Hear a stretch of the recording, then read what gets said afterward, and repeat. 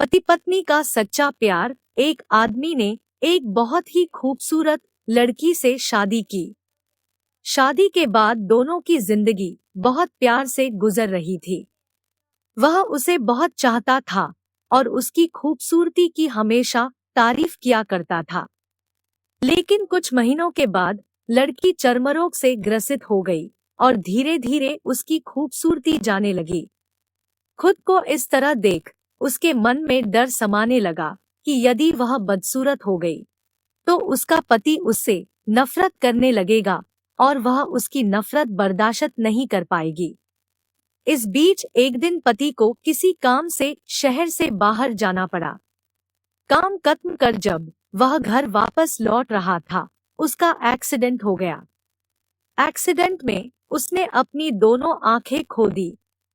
लेकिन इसके बावजूद भी उन दोनों की जिंदगी सामान्य तरीके से आगे बढ़ती रही। समय गुजरता रहा और अपने चर्मरोग के कारण लड़की ने अपनी खूबसूरती पूरी तरह गंवा दी। वह बदसूरत हो गई, लेकिन अंधे पति को इस बारे में कुछ भी पता नहीं था। इसलिए इसका उनके खुशहाल विवाहित जीवन पर कोई प्रभाव नहीं पड़ा। वह उसे उसी तरह प्यार करता रहा। एक दिन उस लड़की की मौत हो गई। पति अब अकेला हो गया था। वह बहुत दुखी था। वह उस शहर को छोड़कर जाना चाहता था। उसने अंतिम संस्कार की सारी क्रियाविधि पूर्ण की और शहर छोड़कर जाने लगा। तभी एक आदमी ने पीछे से उसे पुकारा और पास आकर कहा, अब तुम बिना सहारे के अकेले कैसे चल पाओगे?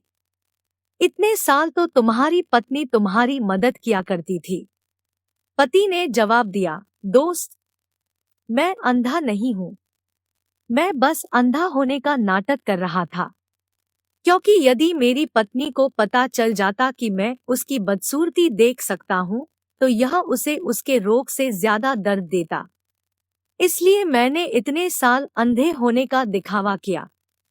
वह बहुत अच्छी पत्नी थी। मैं बस उसे खुश रखना चाहता था।